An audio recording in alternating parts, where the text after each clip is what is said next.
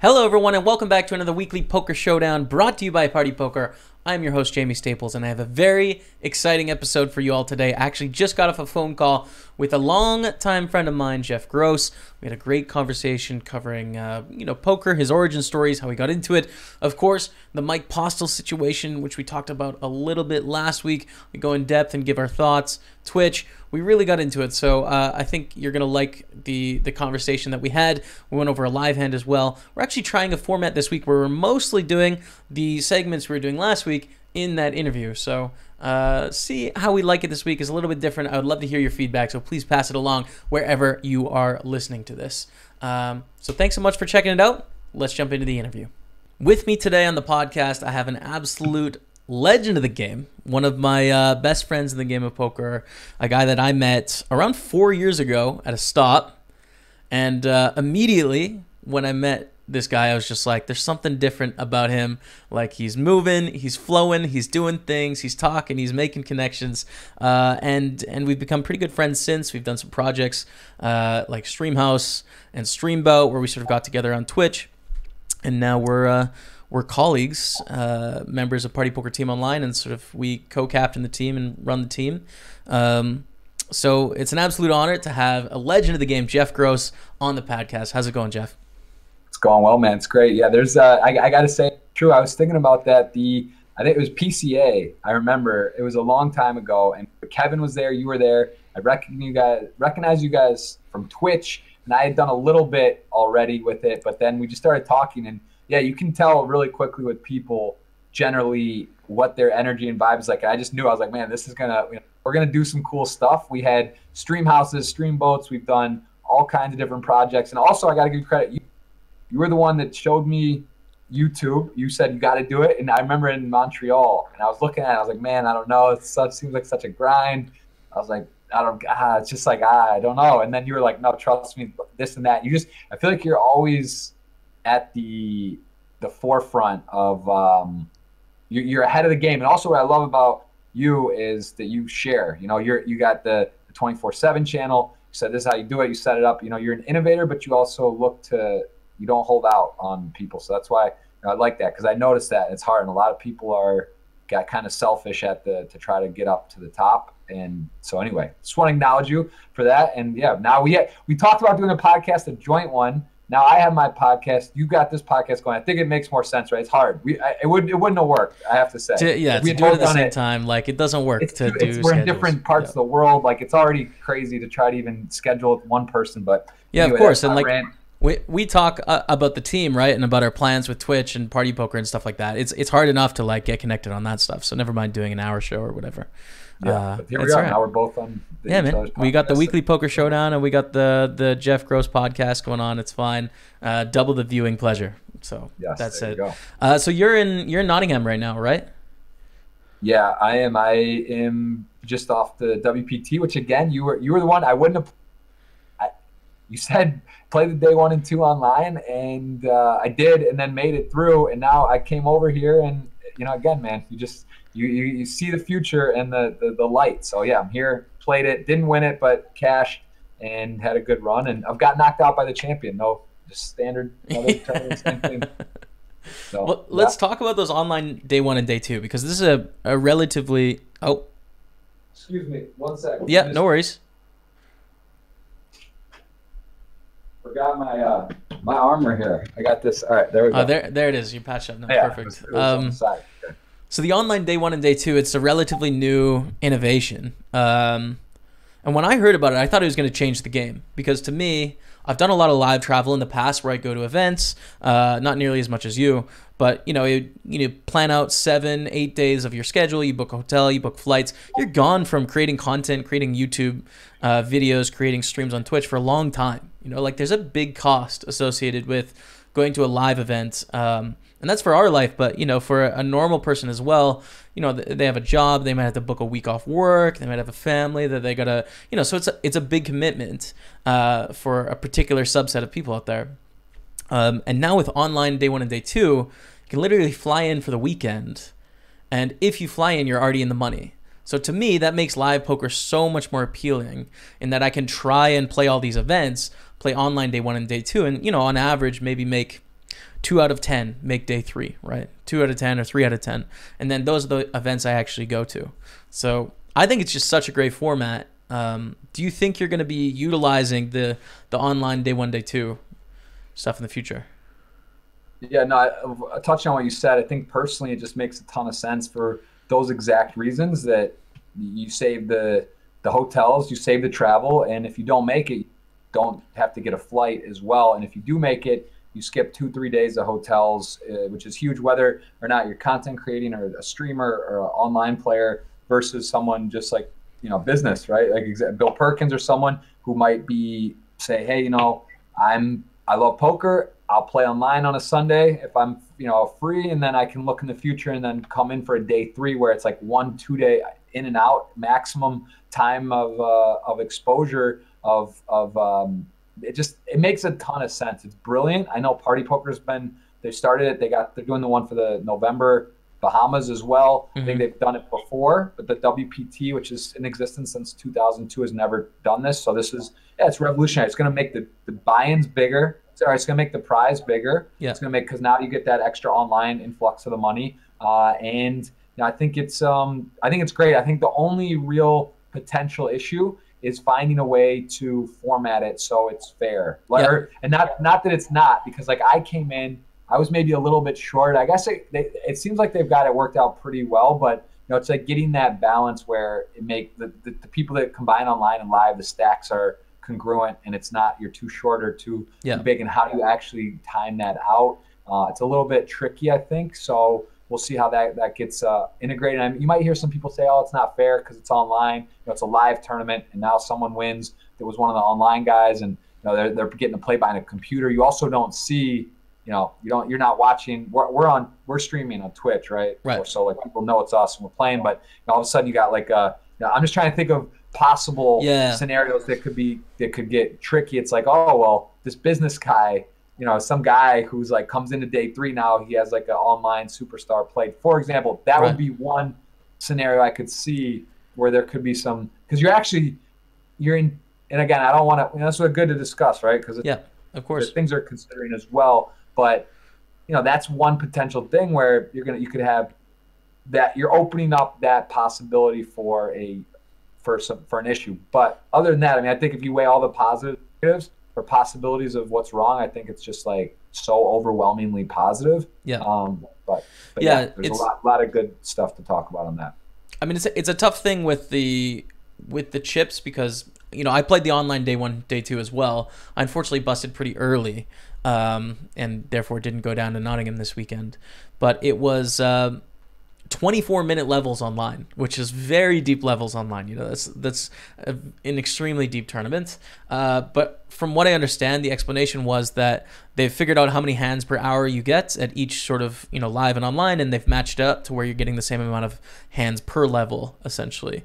But I still think no matter what, there's going to be fluctuations in like the live flights have more chips sometimes, and the online flights have more chips sometimes. Like it'll just depend how those fields play. But one of the nice things is that you have the choice as a player. It's like you can play online. If you think online has a nice advantage, then you can play online, or if you think live has a nice advantage, you can play live. It's up to you. Another side, I'm just sort of actually thinking about is, all right, the 3,300, you could bust. I busted actually. I think we were at the same table. I lost a hand early on, had to rebuy, and then, so now it's like it's one buy-in, another buy-in, and then you could go to the thing, and like it could, like for example, the 10K November 3rd, I believe, is the day for the Bahamas one. So it's a 10K with a rebuy, and then I'm going to go to the Bahamas anyway. Like all of a sudden, it kind of gets to be where it could be a very expensive tournaments too. So like there's that side of it as well. But no, I think again, I'm like thrilled about it. Especially I have a newborn, 6-month-old child, family. For sure, it's like, all right, now I can tell my wife, like, instead of, oh, hey, I'm going to the Bahamas, in this particular case, well, I'll go, but let's just say I wasn't sure I was going to go. I could just come in on day 3 in the money, and that's a huge thing. And if I don't make it, if I go, it's like, okay, I save flight, save hotel, and that's that. So I think it's great. Awesome. So I want to talk a little bit about your Poker Origins story, which I don't actually know a ton about how things started for you. You know, like you make friends in poker, but like you don't necessarily have their whole backstory if you weren't there in the beginning. So, how did you get into poker? Like, what drew you to the game, and then sort of what happened from when you first started playing? Yeah, I think I always like board games, video for my fifth birthday, and I was always playing games. So I was an only child. Played soccer with team, like being around people, and would play games with friends and whatnot. And then when it was actually at a soccer camp in high school, a team camp. From Ann Arbor, Michigan, went to University of Michigan for the camp. Some Craig Pfister, a friend of mine who was on the team, brought in these plastic chips, the ones you get from the gas the station, just like whatever. Moneymaker, I can't, it's all kind of fuzzy on exact timing, but I think it was like that summer. Maybe it was '03. I think Moneymaker won '03. It was like during that time. It's on ESPN, and seeing it, and then no one knew anything. The button, small blind, big blind, position, bet sizings were not. I mean, not even. It wasn't even like I didn't even think about there could be a book on. For example, it was just like, all right, let's play, and the chips would go my way. Generally, obviously, we're talking about we didn't play a ton, but just I kind of feel like I got a knack for it. I just loved it, and it was like going pretty well. Did like fine with friends, seemed to win over more than I lost, and then I got $25. It's nice to be on Team Party Poker and actually be able to confidently say it was Party Poker. That was my first ever deposit. $25 to refer a friend, probably before your time. And then I got into really the main part of the story was I was playing 25 cent 50 online, and I remember sitting 6 max 25 cent 50 cent and with like $11, and I would play 2-3 tables, and I would get like $800-900 stacks at each table. Like I would start with 11 out of a 25 buy-in, and I would just play for like 8-10 hours, 3 tables. And I did this through my freshman year of college as well. I would stick in that, and then I kind of bumped it up a bit. But the real turning point was the affiliate program on Party, because I got refer a friend stuff. I signed up everyone on campus my junior year. I was getting like $4,000 to $6,000 a month from affiliate revenue as a freshman in college. And then they had a 20% sub-affiliate deal, and I got my other 3 roommates who were in a suite. I played soccer at South Carolina. They were 3 of my freshman roommates, and then I showed them how to do it. And then we took a spring break trip together. I mean, it was crazy, man. We had the plasmas and the thing we were doing. It was really wild. Like it was but that's how I got my role in the Party Poker affiliate program. Yeah. What a wild world it was. Like, and literally 15 years ago. Like I remember I didn't really get into playing poker until I was around 18, but I remember like one holidays in Canada, and there was no snow. So it was just like so boring. And sitting around with my neighborhood friends, and like one of them was playing poker, and we were like, I don't know, 13 or something, but like he was just trying out poker and stuff.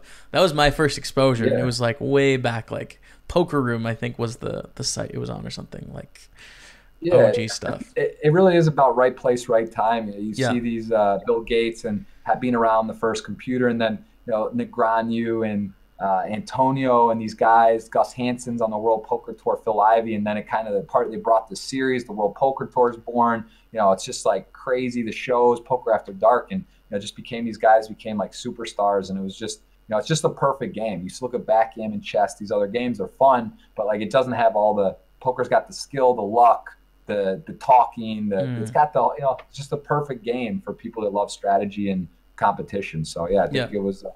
It's just cool to see how it's evolved. If you had to break down your success, and now that you sort of mentioned it, in between sort of like hard work, because you work insanely hard, you're always going, always flowing, as you would say, right? You're in action, as opposed to right place, right time. Like that, there's clearly a balance. How much do you think that played a factor in where you are now?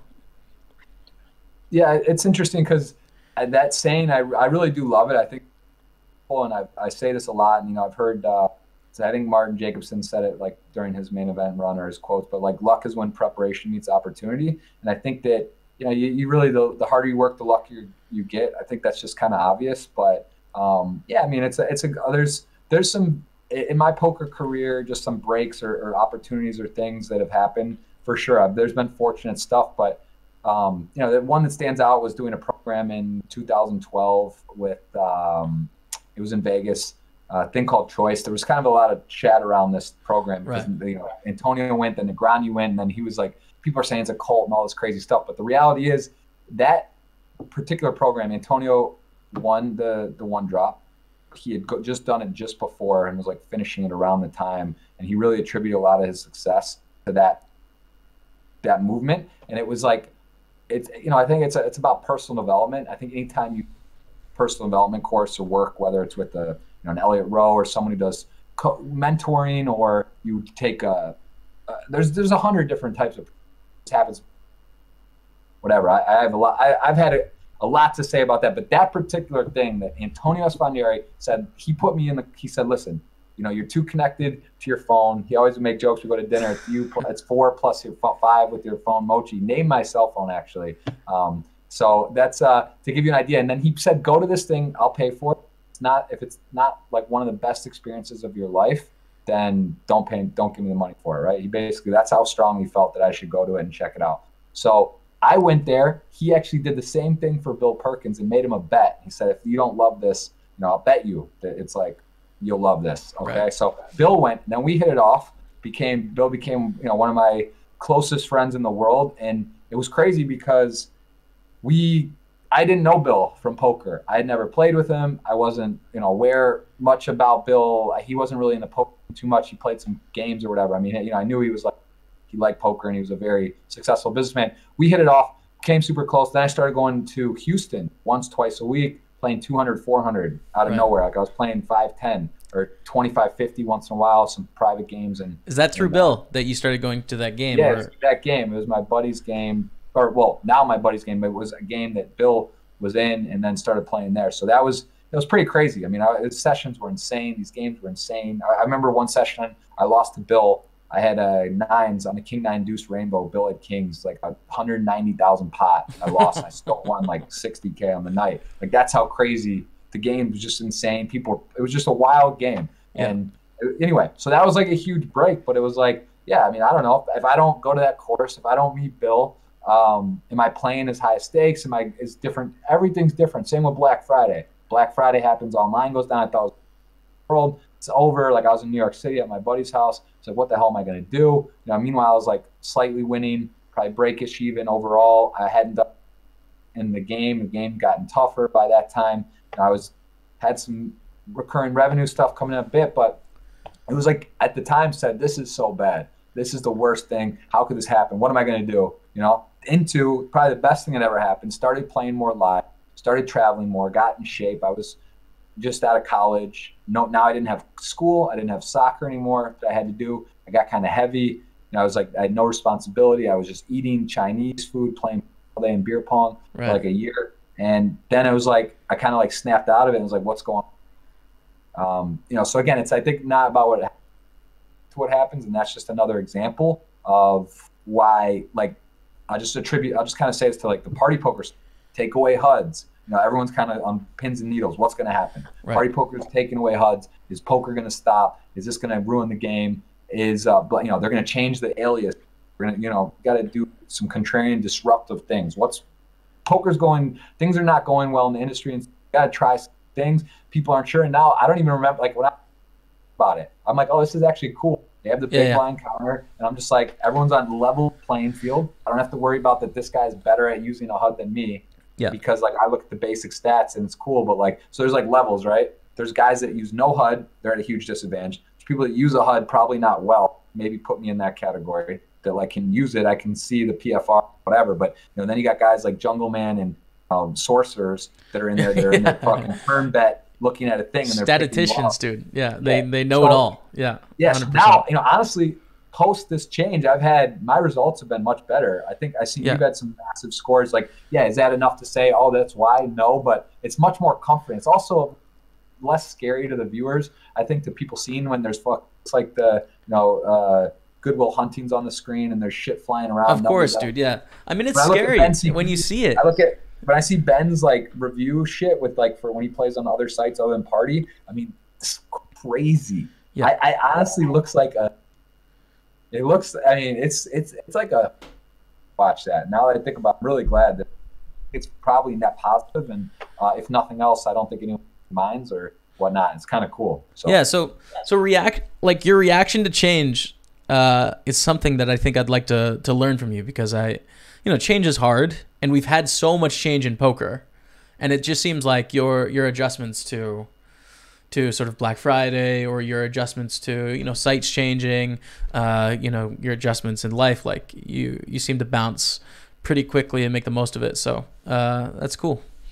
Yeah, I think it's also about realizing that, yeah, it is what it is. If you start dwelling on it, +2 farms, you want to dive into all this wasted energy and space. Like, it's good to be alert, aware, informed, but if you want to, do you want to do something about it? Do you want to say, all right, what now, and be first to sort of adapt, or do you want to just get caught up in the hoopla and just sort of complain, or whatever? So yeah, I don't know. I for sure, there's definitely times it takes a while to reflect or figure stuff, but I think you just have to realize it is what it is, and figure out how to the next part of the game. We're all in the matrix. So speaking about drama, because we're doing a podcast, so we got to talk a little bit of drama, and we had potentially one of the biggest poker stories since Black Friday happening right now. I'm of course talking about the Mike Postle situation. Mike Postle, we covered a little bit last week, and when I first did the podcast, information was just coming out. The allegations were just coming out. There wasn't really all of the review and the discussion that we've had this week. Since we've had Doug release, 6 videos, Joey be doing 6 podcasts on it. We've had Matt Berkey looking into it, Andreas Froelich looking into, Jeff Boski. The insane amount of people looking into this situation, including ESPN, by the way. Yeah. CNBC. Yes. It's out of control, right? I have a lot of thoughts on this. A lot of thoughts. I was actually mid-stream yesterday and started talking about this. It was I have so many things to say on this because it's crazy, and I haven't really got caught up in it because it's here for playing live, been streaming, child, wife. I haven't really watched a lot. I've watched clips. I've watched parts of it. I found myself on jet lag 4:30 a.m. up for an hour watching Joey do this thing, and the things I've seen, it's the most. I don't want to pile on. It's a very interesting. It's like here's what I basically, let me sum up what's going on. This is what is true, and I believe you can't argue this. There are now, at this point, there's 2 scenarios only. There's no in between. The guy is the #1 poker player in the history of the world, of any format, any kind, any duration, by far. And as you can see, that graph of the pot ripper, beach heater, where he's at, it's the most obvious, blatant thing you'll ever see in your life. Okay.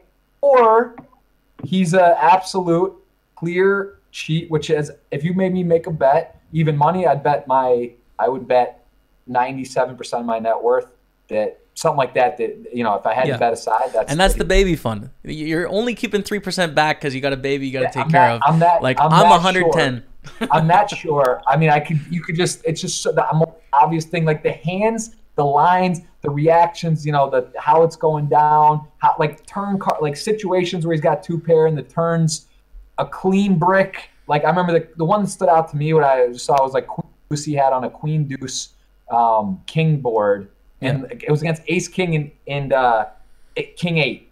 There was a flush draw. He's got the dream spot. The turn is an 8 offsuit. It's like a brick of bricks, right? It's not like there's no reason someone should have king 8. No one's gonna have 8s in this spot. So if you're playing that queen deuce, bottom 2 is vulnerable, right? But that's as good as it gets. No ace, no king, no queen, no jack, no 10, no 9 even. It's just a random, even king 9 is possible. King 8's just this guy happened to have it because this guy's looked and he was wild player. But you saw the 8 come and he was upset. It's he was visibly upset and how do I slip the action? How do I get out? There's just, there's a ton of them. They're crazy.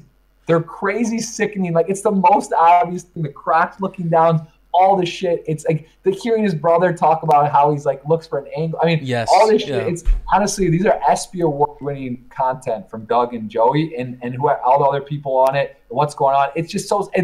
This is the part that's so flagrant. I was watching this at the Mike Madisau review, which Mike said he was high. It's kind of making a mockery. Yeah, don't get high before you do a big podcast. We're not just like talking about like how he's doing it. Mike's got an interesting style to him though, and gets him a kind of comfortable. But the guy is so delusional. He's out here challenging Doug Polk, talking about playing Joey and PLO even. Now he's like, I want to stay under the radar, but I guess I think I'm the greatest of all time. Like he's taking the absolute piss out of the community. Not only has he been caught, essentially, he's now mocking the community and saying like I can play because it's so stupid. Let's say he did play Doug Polk heads up, best of what 2,000. How many matches can you play? So he beats Doug, which is possible. It is possible with the Postle. It's possible because it's possible because what sample size and what does that even prove? Yeah, what you lose to one of the greatest of all time and you are a cheater. So it doesn't prove. That's offensive, dude, because to me it's just like he's not even taking it seriously as to how angry and how upset people are. Like if this guy actually did what he did, which the evidence is overwhelming, he should never touch a card again, right? Like no one should ever play this guy at the game of cards again. And he's suggesting, and I even heard some other people suggesting like, play on live at the bike and prove yourself. To me, I'm like, no. That's way too soft. Like, you don't give the guy a chance to prove his poker skill in like 100 hands of poker. Like, no, he's done. But here's the thing, though. It would be so obvious based on what we're seeing. Because here's the thing. The guy is navigating. Like, he literally has whole cards up playing poker so he can, he gets to do these bluffs, like the one where he bluffed in with Jack, tried to get jacks to fold, and the guy made a great call on him, right? Like he was like visibly upset before he even saw the hand. The guy could have just had aces. Like he was like upset before he even saw the cards because he's like, oh, how could you call? Like what he didn't know what the guy had. What if he's got it? Like it's just like he takes these spots and these lines that are so ridiculously disgusting and how he's using it. So like I said, if we're wrong, we all owe him an apology, and I'll say Joey made a fun statement, and I'll do the same. I'll put an apostle out on my Twitch channel. I think we all should in the poker community. We should start every single broadcast show acknowledgement in poker across the world. Postle is the greatest. We should get kind of Ivy, Helmut, Antonio, legendary Dan Coleman Jungle Man status. He should be enshrined in a huge written apology for anyone that ever doubted him, the whole world in poker. Or the guy should go to jail, pay back the money and be outed and whatever. And it's just like I'm so adamant about it. And again, innocent, yes, but like it's up to him now to prove he's not. And I don't know how that's even like what goes down, but it's just so obvious. There's shit ever. There's two like main pieces of evidence that I think are very important. The first is obviously just seeing the hands.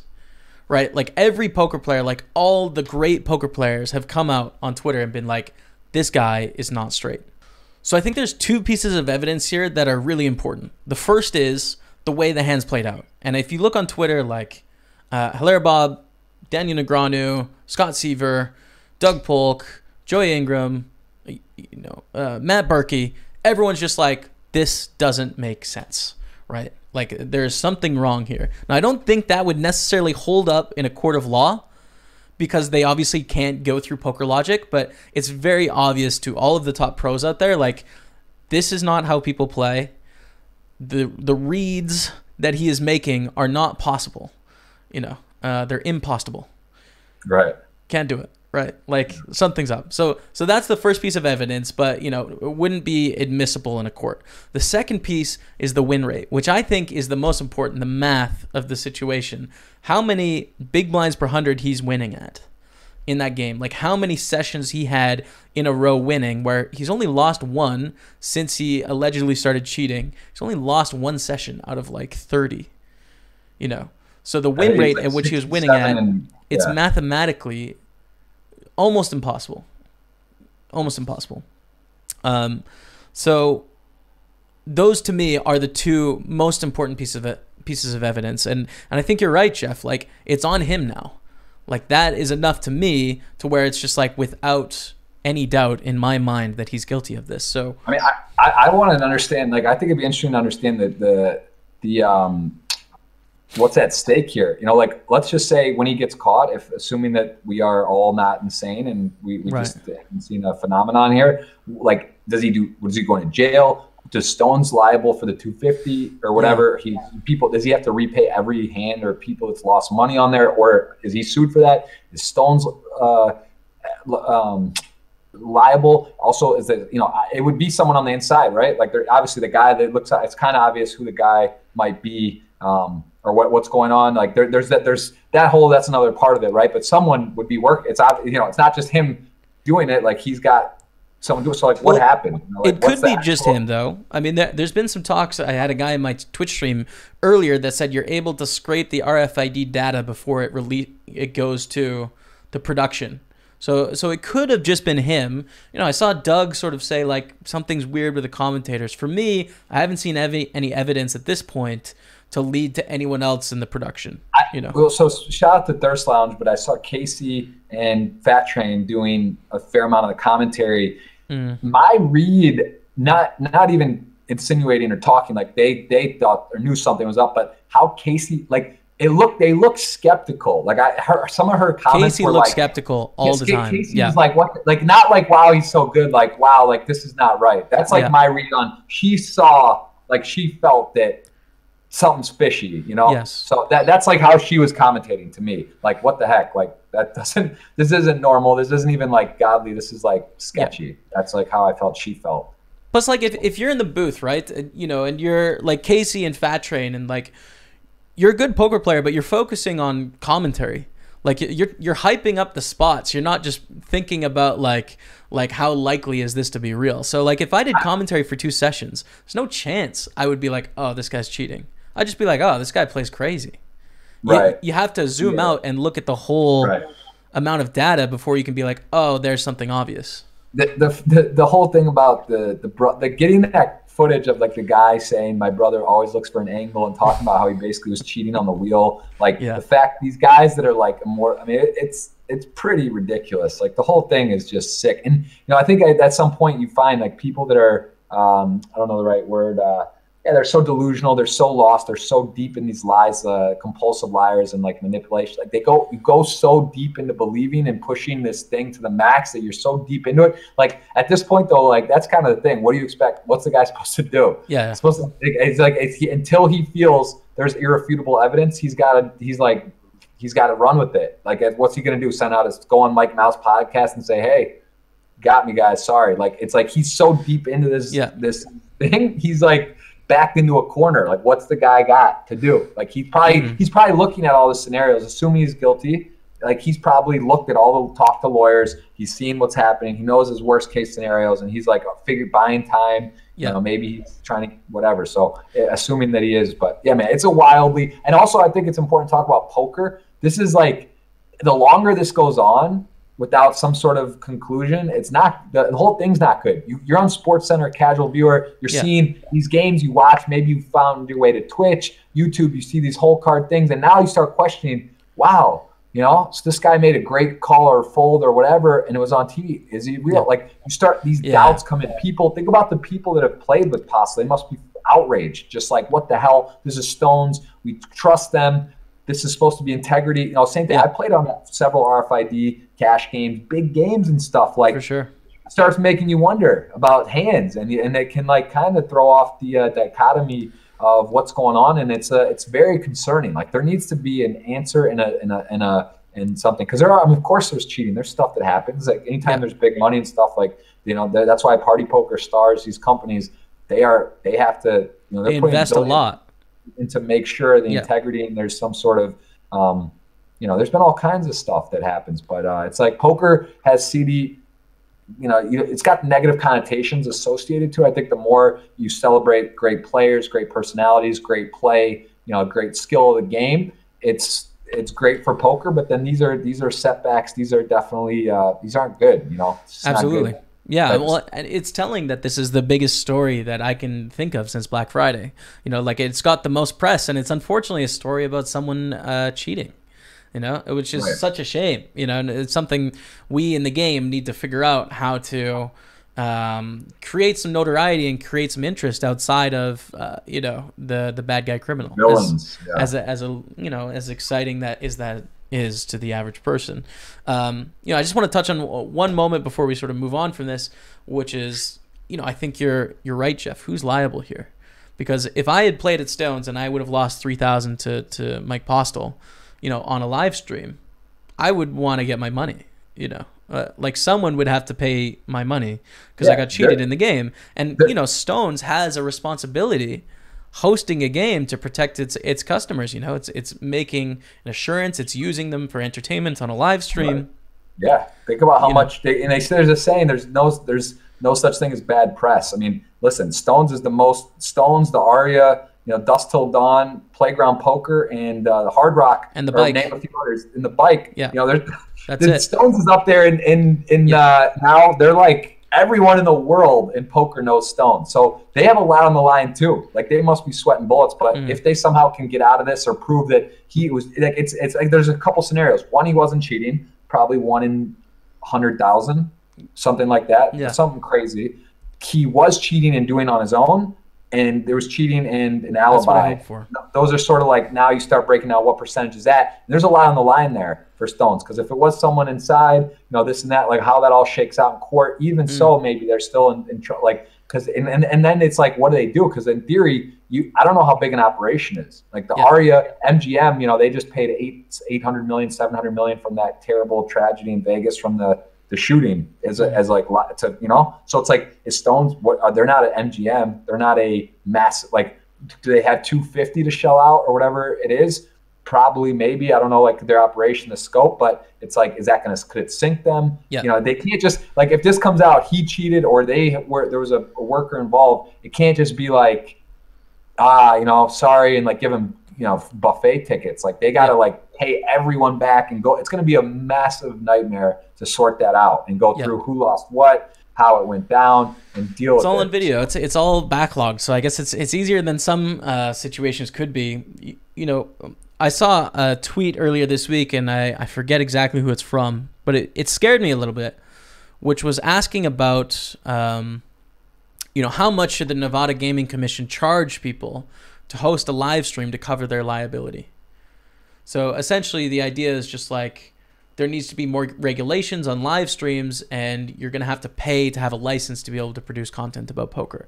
And to me, I really hope this situation doesn't ruin the ability to create content around poker, in Nevada, in California, around the world, because I think that's our only shot at this game sustaining itself over 50, 100 years. We need to have content on Twitch. We need to have content on YouTube. And, of course, TV, but TV is on the decline, right? On Instagram, on Facebook, on Snapchat. Like, this is essential to the game surviving over the long run. And if there's a huge barrier of entry to creating content about poker because of one guy cheating in this game, I don't think it spells very good things for our industry in the long run. So I hope to hell this doesn't happen. I want to point that out as well, because I think we've both had frustrations on this, and I've seen some weird tweets from some top pros that I just don't think get it about content and how important it is for the game. Yes. Like about going there, and I saw like even I think it was Ike Haxton, who I respect as a player. Yeah, we're teammates, but like I disagree with his point on this. Yeah, he said something about like he made like a really nasty comment about someone slowing down the game or something about content shouldn't do it. But guess what, Ike? You are a sorcerer wizard, one of the best players in the world. Do you know why? You know who you're getting to play with? Because of Triton, because of these different party poker, the content, the vlogs. I'll say this, Doug Polk, very controversial, right? He's very, it's either you love him or hate him kind of, and how he is and how he goes about it. I enjoy his videos. I think he's hilarious on his edits and stuff. The one with the rounder stuff is just, it's just too good, his stuff. But, I'll not forget when I got into YouTube, you had told me about it. You said kind of show me a couple basics. I remember just like not knowing what I was doing, hopping in there summer of 17 or so. Mm-hmm. I brought my video camera, my vlog cameras, World Series 1500 event or something. I'm at the table, super wreck, obvious guy on a break, or like right when I'm there, maybe I'm there for 5 minutes or so. He says to me, he's like, I probably had like 10 videos out, 5 or 7 or 10. It was new. I'm new to it. And he was like, hey man, how's it going? He was like, that's so cool. I was like getting ready. I thought he was gonna say, I love your video. Like I love your work. This is like brand new on my stuff. And he goes, you know Doug Polk? And I was like, I was like, yeah, man, I know Doug. And he's like, that's the reason I'm here. And he's like, I hadn't played poker in 3 years. I saw some of his videos. He came from, San Diego, was there at the World Series. Guess what? People that think content isn't driving the traffic, like, you could be a top pro. I think you kind of see people getting it. But the point of that is, this guy who was not going to be in the community, not playing an event that probably is, drawing, he's got, he's donating to the He's there for field. fun. He's there for fun. Yeah. He's there because he saw a video from Doug. Like, I respect the people that do content in poker and stuff. And I think me and you, we fall in that, you could argue, I don't think many people do more content between podcasts, twitching, YouTube, vlogs, Instagram, Twitter, all that. Like, there's a lot of work that goes into that. And I think it's sort of starting to feel the industry respect that and get that more, because like, are me and you the #1 players in the world? No.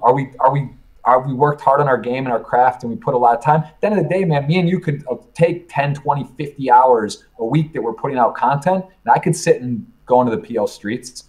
But for the whole of the game, for my betterment as what I'm trying to build and I can not speak for you, but I realize I'm sacrificing some spots, and there's times where I could be more thorough, or there's only so much time in the day, but I'm putting out content I have a path, I have a vision on what I want to do. I also believe it's net positive for the community. Yeah. I know you feel similarly, if not the same, on this. And I think it's like you start seeing the respect of some of the guys that, like, maybe these guys are jokes, or how are they patched up? How do they have deals? Yeah. Like, at the end of the day, like, that's what's driving the game. So this is very important. And same like Running Up Reno or other places, they're doing innovative stuff. And you got to respect and understand a casino. Like, when they say, there's no cameras and stuff, yeah, they're blanketing themselves because of shit like this. Like, imagine, in the World Series or at Party Poker, 5 mil, 10 mil, you're deep in a thing, you got a vlog camera, there's a device, you're talking to the guy, you're showing your card. You know what I'm saying? Like, so they're covering themselves, and there has to be some protocol, whether you have a license, sign a contract. Like, there has to be, can't just be everyone can go and be on their phones and watch hands and film shit. Cause like,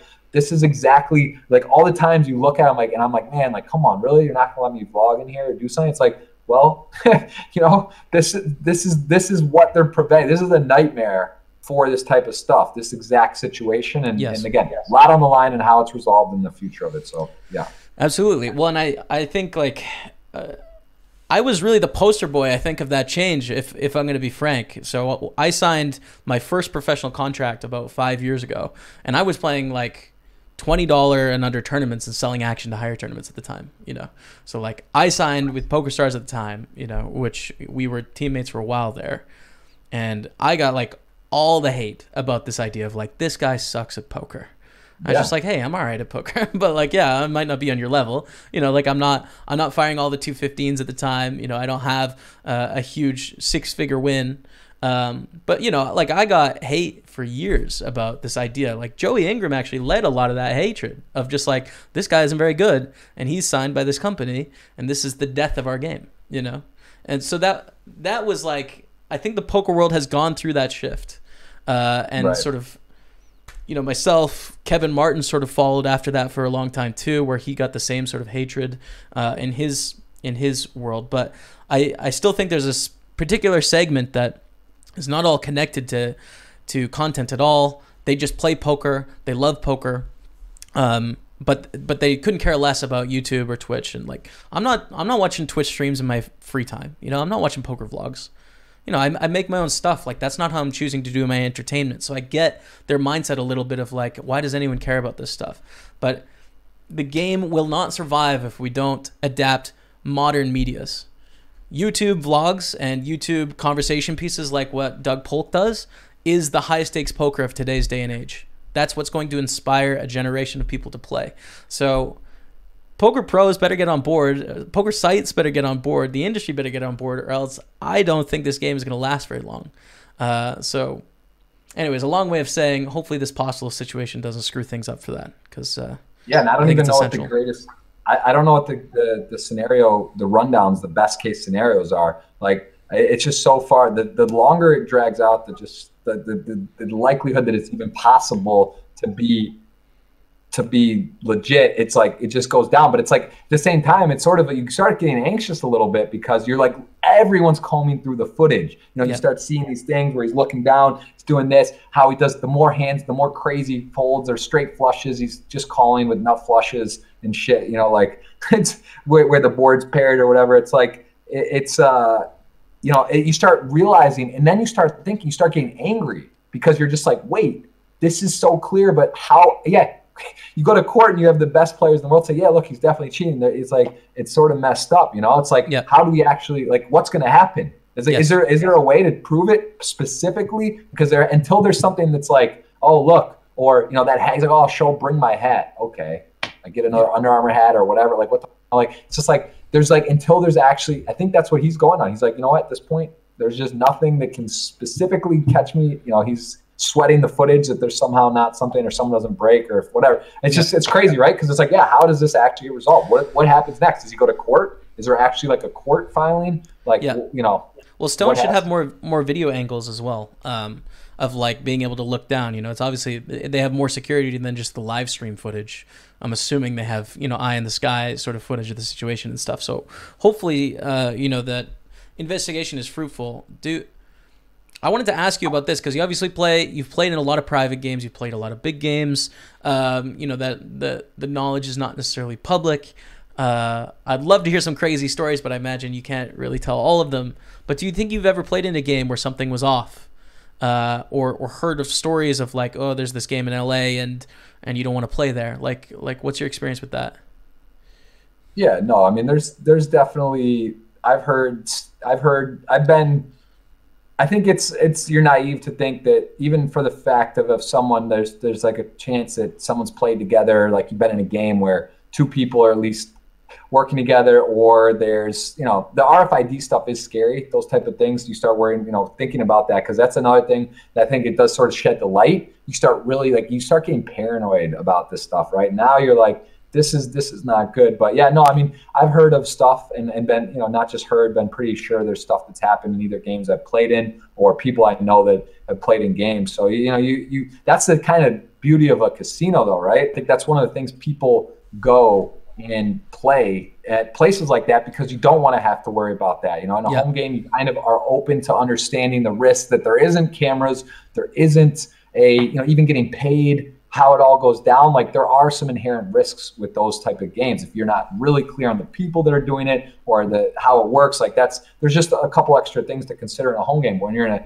a casino, there's the chips on the table, you get paid out of the cage, don't have to worry about that. There's cameras, you believe that everything is on the up and up, and that's sort of you know, you pay a rake or you pay when you play, and this is sort of a implied security you have. So I think you know, that's why it's all the more significant when it's at a place like this. You hear about a home game, someone's cheating or marked cards. It's like, all right, yeah, you know, it can happen. And if you don't trust the people, you don't know the people, and there's stuff going on, then you know, that's more likely. But that's why it's so rare you hear about actually stuff like this, and why it's so serious and needs to be handled in the most serious and timely manner.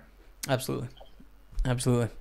Okay, so let's talk a little bit about this party poker news. We've got a new promo coming out, Millions for Millions. Have you seen this, Jeff?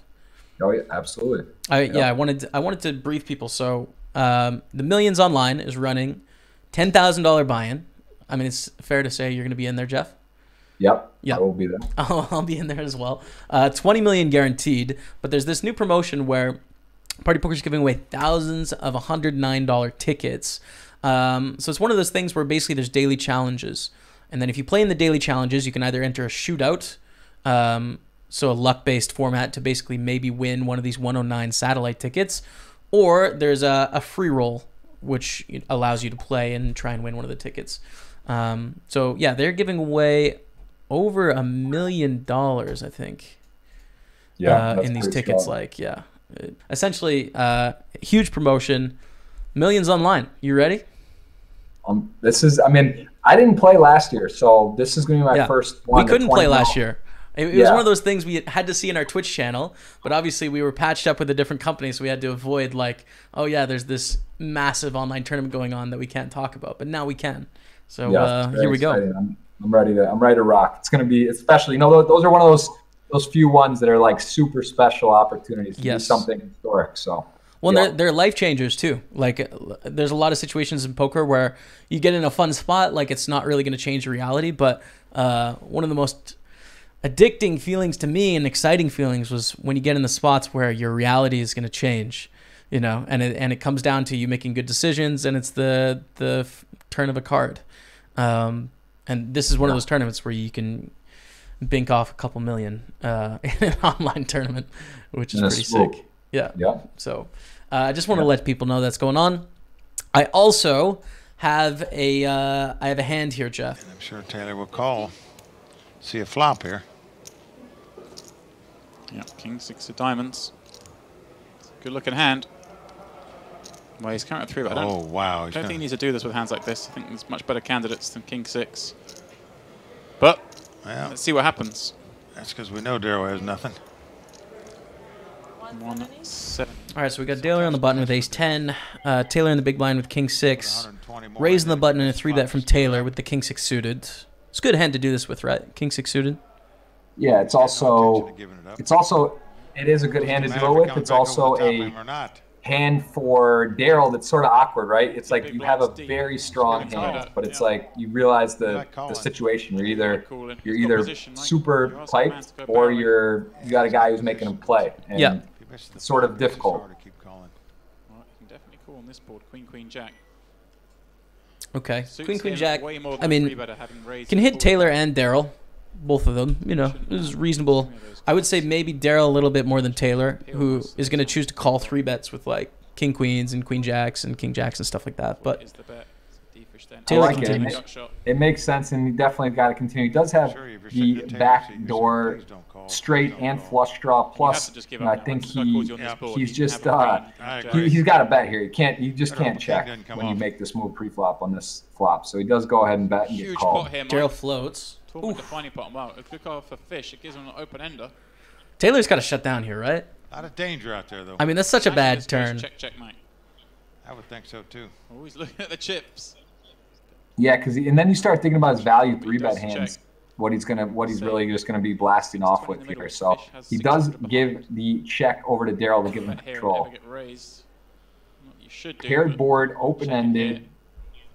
What do you like from Darryl? Beat all the bluffs. I think Darryl can get some better hands to fold by bluffing at some point. It seems a little thin to go to showdown. And well, a comfy river for him with 9 on the river. I like seeing that. Very comfortable. All right, Darryl checkmark. Got 4s or 5s. Has the best hands. Is he going to get there? Taylor's got, he thinks maybe check down value if his opponent's got. Interesting. Yeah. So now Darryl. He remembered what happened before. Interesting here. He has ace high. I guess what does my opponent have? What am I beating? So I guess he's turning his hand into a bluff. I think Darryl is trying to bluff the same hand. Wow. Whoa! Oh shit! I didn't see him. Okay, the board double paired. What a play by Taylor! Oh yeah, I was thinking. This is incredible, Mike. I totally missed that. So sick. He does lay it down. Wow! What a line. Darryl bets. Yeah. Okay. So I mean, Burns time chip. I think just going through street by street now. King 6 suited 3-bet pre-flop is good, right? Darryl calling with the ace 10, like you said, like you don't love it. You're not suited. You don't have a lot of playability, but like you kind of have to call, or else you're just gonna get run over. Flop, we see the bet and the call. Now the turn is where it gets interesting to me, because I think like Taylor is done here at this point. Like it's just a very scary board for Taylor.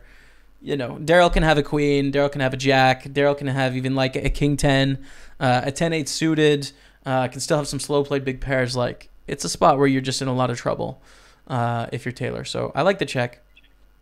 Yeah, I think you have to think about what hands did you 3-bet pre that now on this texture you can just go for it, right? Are you 3-betting aces for value? And I mean, you're 3-betting aces pre, you bet the flop, get called. Are you just going to shell off aces on this board? Mm-hmm. And are you going to shell off kings? So it's like hands that you're 3-betting pre-flop, ace queen that you would bet, and then ace queen, king so queen you gotta think, what are you repping here that you're not scared of? That your opponent does have king 10 suited, does have all the queen X suited, jack X, jack 10 suited.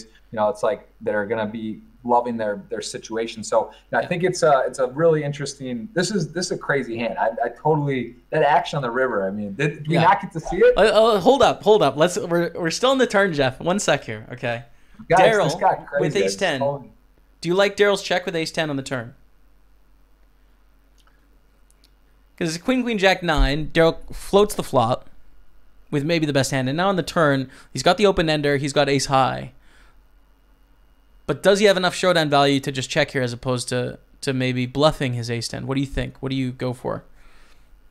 I would probably...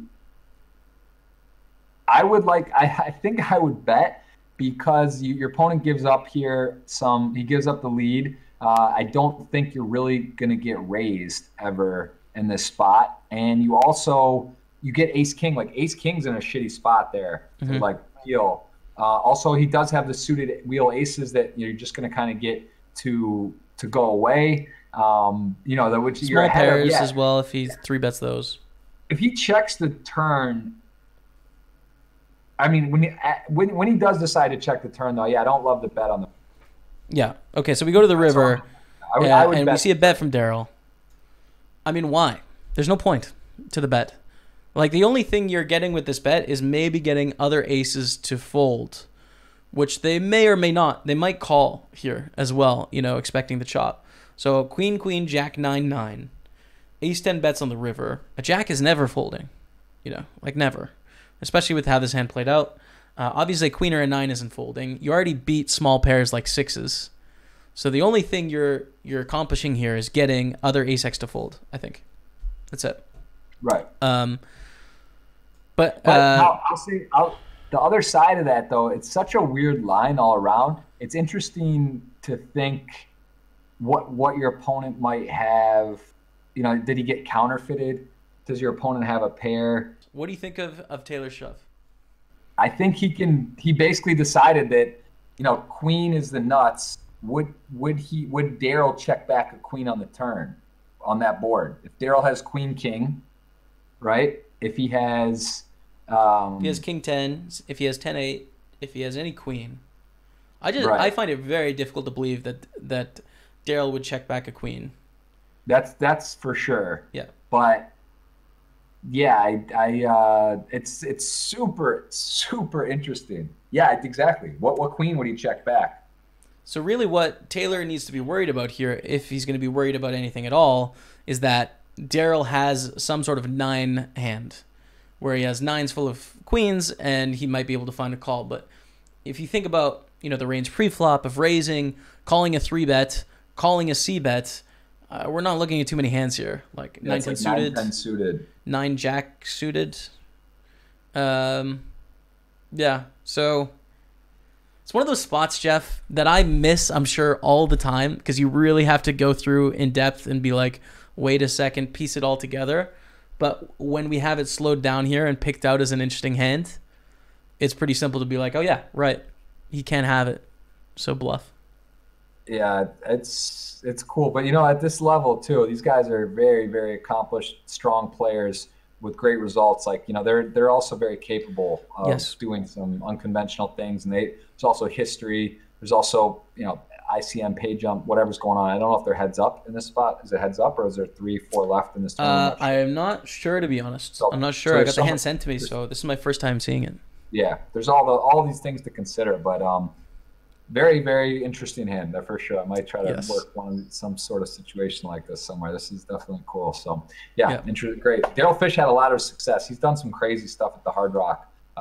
Winning top 3s and like these WPTs and great results. Looks like here in Montreal as well. He got either 1 or 2nd or deep. So, yeah, he's been putting some time in. Like, I don't like the river bet, but I'm firing no shots. Like, Daryl Fish, much more successful than I've ever been at the actual game of poker. So, clearly a guy that knows what he's doing, and I'm sure he had his reasons for deciding to bet there on the river. Yeah, and I think those are sometimes there are spots where we've done it. I've been, you know, especially on stream where it's visible. Like, there's been flops and stuff where I'm like, I get check raised on. I'm like, man, I know what the book says, and I know I just like for whatever reason, or I just like, all right, I shouldn't have done that, and now I got punished and put in this spot. You know, it's like, and you're just like, why? You know, why did I do that? And so, I mean, that happens to everybody at some point. You know, I think there's something that I can tell the audience out there, Jeff, that's going to help them against you, because I've figured this out against you, Jeff. Okay. And I think it's an important factor. Anytime you're in a hand with Jeff Gross, you need to calculate the FOMO factor. Okay. How much is Jeff feeling the fear of missing out? Because if he's got an extreme fear of missing out factor, you might have some bluff opportunities. If Jeff has got so much going on that he's fully in the moment, like he doesn't have the fear of missing out, then lay off, because he's gonna catch you in a bluff. So you got to calculate the FOMO anytime you're in hand with Jeff. That'll help you out. That happened to me last night. I was that 5:30. By the way, I have not played. I've seen the Party Poker Phase 5:30, which is a sweet tournament. That got a great prize pool, really good structure. I was deep in that yesterday. It was it was about 4 something in the morning though here, which is pretty brutal for the on this side of the world. But I made a little bit of a unconventional maybe shove on deep in the money on that one. And yeah, you're right. You gotta know the mood. I think on Twitch it's apparent. Like if someone's watching the Twitch, especially towards the end of a Sunday or of a stream, when they maybe only have 1 or 2 tables left and you only have 1 or 2, you can really feel the mood of a streamer. You can tell if they're in there to grind it to the end, if they're looking to really go deep, or if they're looking to mix it up, and it can be a little telling. I think there's there's no question we give off a little bit by streaming. Of course, we get some too. I mean, we didn't talk about this earlier, but I think it's worth noting. Like of course, there's a lot of rewards for creating content and streaming as well. And I feel like if people sort of really knew some of the rewards that are available, more people might try it, because it's a nice industry, and it's a nice thing to do. Like it diversifies your income from poker, and don't get me wrong, like it's not all boo-hoo, people don't like what we're doing. That's not what we're saying here. But I think there's 2 sides to that coin. Okay, so. Last couple things to touch on here. Obviously, you were just at the WPT. You're in Nottingham now. Devilfish Cup. It was before you got there, I believe, Jeff. The $5,000 buy-in, raising money for charity and sort of honoring a legend of this game of poker. Raised $60,000 for charity. Richard Trigg, who is a name that I've seen around a lot. I've played online with him for a lot of years. Ended up winning the thing. So congratulations to Richard Trigg, and $60,000 raised for charity. So great thing there by Dusk Till Dawn and WPT, all the collaborating parties to raise some money there. Simon Brandstrom as well, the man that knocked you out of the WPT, Jeff. Simon Brandstrom won the WPT main event UK for $330,000. He also won a WPT Deep Stacks in Barcelona. So he kind of just like back-to-back shipped 2 events, European Player of the Year for WPT right now. I mean, crazy. Yeah, I played with them. One of those guys I could tell pretty immediately. I think he knocked me out in 37th, and he came, I think, from like 65 down. He was at my table. One of those guys you could just kind of feel his presence, knew what he was doing. He was on my direct left, so like got in a couple small blind, big blinds where I would limp. He would 4X. Like, it's like one of those guys. You just knew he was playing the game. You saw him making moves, and then just kind of knew he was tough. Like he was making plays. So it was. Anyway, he won. That's cool. Good for him. I'm happy. It's nice to go out to the guy who knocks you out, actually, and deep down it is, even though you lost to the champ. That's the most honorable way to lose. You need to add that to your your boards, to like losing to champion. Losing to the champ. That's a great achievement. I like that. That's good. Yeah. Hard to follow up with that a lot, probably, but you could, for big ones, you could take a look. Yeah. The big one. Yeah. Maybe Gladiator or something. I don't know. Yeah. So Jeff, we've been talking for a long time. I know you got to catch a train down to London, get back, see baby Joseph, Amelia, family. Your life goes on. I was on FaceTime with him right before you called me, man. It's so funny. Like you can see, because phone, like he really, they can process that it's the phones. Like, and I feel sorry to interrupt you. My tangent on this too is the phone. It's crazy. Like you can tell kids, because like nowadays everyone's on their phones. It's just how it is. You're on your phone. You're around. Like that's something I'm really trying to work at. Do work, be around, and then just be totally present. Because when you're with your kid or around and you're on the phone, like they see that really, like they're wondering what the hell is this thing? Because like you're with them playing, or you're around, or you're at dinner, or you're saying they see you on this shit, and they're like, what the hell? Like they don't know what it is. Like why is this thing getting attention over? Like they want to play with it, they want to touch it. Like they don't get it. Like what the heck? So yeah, I can't wait to be home. It's crazy. I hate being away. Yeah, man. So before I let you go, what are you doing in life? I mean, plug some stuff. Let people know what's going on, where they can catch you out. I'm sure this will be some people's first introduction to Jeff Gross, like maybe at least 5 out there. So let them know what's the Jeff Gross story. the Jeff Gross Poker across the board, Twitch, YouTube, Instagram, a lot of stories, a lot of content, highlights. I started the Jeff Gross podcast as well. So it's a separate channel on YouTube, and now it's on Spotify, iTunes, Google Play, everywhere. So that's fun. I'm enjoying that. Have a podcast with David Hay coming up. That'll be fun. The boxer. He's actually really into poker this week. Yeah, keeping busy all across the board. You can find me, Jeff Gross Poker, and then I'm going to be streaming more often now that I kind of got settled in. Job with Party Poker was a lot of change, a lot of learning. It's been kind of hectic times. Got a new house, and I had my first child. So yeah, been busy, been exciting times, and look forward to continuing to learn and grow with poker content and broadcasting, the whole deal. I love it. I love poker, and like I said, I want to make it the best chance that the game. I want to shed good light, make it in a positive way that I know it is, and want to keep that fight going with you and others, and putting out good, informative, entertaining content. And yeah, that's you can find me anywhere, all those platforms. I'm ready. I'm going. There it is, man. There it is. Yeah. Well, thanks for talking to me, Jeff. I appreciate you taking the time. We'll get you back on the show soon, no doubt, and talk to you soon. All right. Thanks a lot, Jamie. Pleasure as always. We'll see you soon. And what's the next time we're going to see each other? We got to figure this out. I mean, we talk daily about the Party Poker stuff anyways, dude. Like, we got digital sight lines. No worries. You're right. That's right. It's true. All right, man. See you. Thanks later. Thanks, guys. Big thanks again to Jeff Gross for having that conversation. It was a lot of fun. I love talking to Jeff about poker and the business world of poker as well, and like creating content. We could just talk all day about things, and of course touching on the Mike Postle situation. So would love to hear what all of you think about what we talked about, as well as the format. Do you prefer this over the other format? I would love to hear from you. Before I let you go for this week, we got to touch on the contest we run on this podcast, hashtag JSPokerHero. So first we have to go back to the previous winner. So we had the username T. Chorany, who was our Poker Hero of the Week, playing in the 320 Gladiator. They finished 231st out of 831 players. They won $197.50 in bounties. A little bit short of the money, but at least they got 197 bucks. And of course, they got in by winning a contest. So pretty good, my friend. Now, we had a contest this past week where people had to send in photos of places that they were playing poker that were particularly interesting. And we were using the hashtag JS Bath Time, because John Duthie tweeted out a photo of him playing poker in the bath. So people sent in some photos of particularly cool places that they're playing poker. We saw some toilet poker. We saw some beach poker. We saw some amazing countries going on. I have chosen a winner, and my winner is Loso Poker.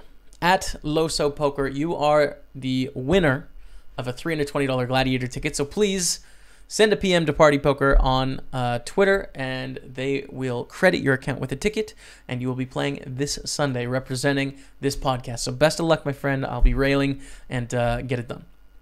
Okay. By the way, the tweet, which you should check out. It's an amazing photograph. It's really good. Sarajevo in the morning, writing some emails for work, then we'll fire up some fast forward games on Party. Hashtag JS Bath Time. So yeah, you got the plug-in for the fast forward cash games. Like, you're doing good work, my friend. I didn't choose you because of the plug. I chose you because of the beautiful photo on the river in Sarajevo, a place I haven't been to. But yeah, I mean, bonus points for that, I would say. Before I let you go this week, we need to announce a contest so that you can hopefully be the next hashtag JS Poker Hero of the Week. So I want you to guess, using the hashtag on Twitter, JS Poker Hero, how many people are going to be in the big game. Now, the big game is a $5,000 buy-in tournament on Party Poker. It's coming back for the first time in a long time this Sunday. So I want you to guess how many people will be playing in that event.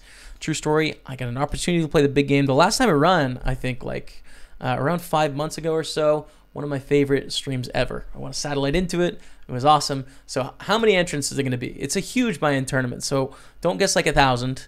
It's going to be a relatively small amount of people. So keep that in mind. Thank you guys so much for checking out the show. I really appreciate it.